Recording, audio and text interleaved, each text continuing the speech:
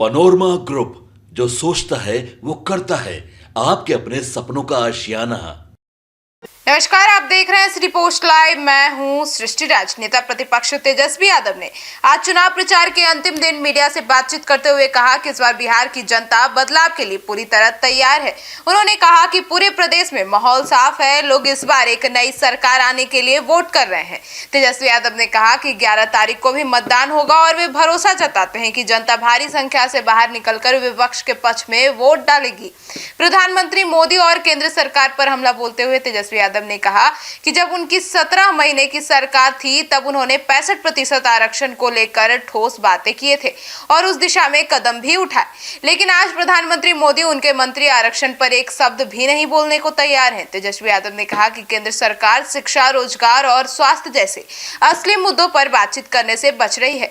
उन्होंने आरोप लगाया कि लोगों का हक और आरक्षण धीरे धीरे खत्म किया जा रहा है। तेजस्वी यादव ने कहा कि प्रधानमंत्री को देश का यह बताना चाहिए कि 11 सालों में उन्होंने गुजरात को कितना दिया और बिहार को कितना दिया। बिहार आज भी पिछड़ा इसलिए है क्योंकि इसे उसका अधिकार नहीं मिला।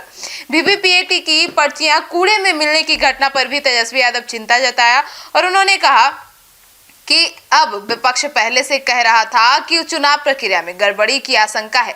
यह घटना उस आशंका को सही साबित करती है जिसमें तेजस्वी यादव ने चुनाव आयोग से इस पूरे मामले की निष्पक्ष जांच की मांग की और कहा कि लोकतंत्र में मतदान की इच्छा सर्वोपरि है और उस पर किसी भी तरह की आंच नहीं आनी चाहिए। आगे सुनिए और क्या कुछ कहते नजर आए तेजस्वी यादव। कई जगह ऐसे पर्चियां बाहर देखी गई, कई जगह ईवीएम सीसीटीवी कैमरे बंद है। देखिए, सबसे पहले बात तो आखिरी दिन है चुनाव प्रचार का और इस बार माहौल बहुत अच्छा है। पूरे बिहार की जनता जो है आशीर्वाद दे रही है, इस बार बदलाव के लिए वोट किया है। आगे 11 तारीख को भी करेगी और प्रधानमंत्री जी हो या केंद्र के मंत्री हो, कोई भी लोग 65% जो आरक्षण हमारी 17 महीने की सरकार ने जो बढ़ाया था, उस आरक्षण के बारे में ये लोग कुछ नहीं बोल रहे। लोगों का आरक्षण खा करके बैठ गए हैं प्रधानमंत्री 65%। इस पे बोलना चाहिए, बात करनी चाहिए।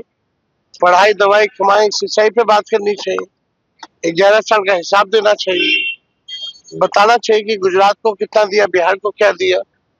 इस पे तो वो बात नहीं कर रहे। तो हमको लगता है कि 65% आरक्षण खाकर के इस तरह की बातें कर रहे। गुजरात में फैक्ट्री की बात करेंगे या ऐसी बातें, वही तो हम बोल रहे कि हिसाब दें कि गुजरात को क्या दिया, बिहार को क्या दिया।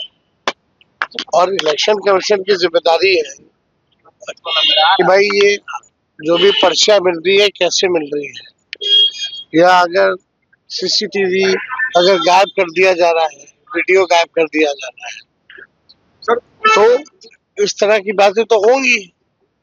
तो इसमें और इलेक्शन कमीशन को देखो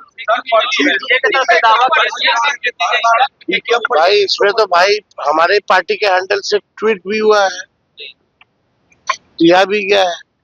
ये तो अब इलेक्शन कमीशन को ना देखना, हम लोग तो अपनी बात को ही ना रख सकते हैं। गड़बड़ करने की कोशिश गड़बड़ कर दे दीजिए, कुछ नहीं होगा। वोट इतना मिल रहा है।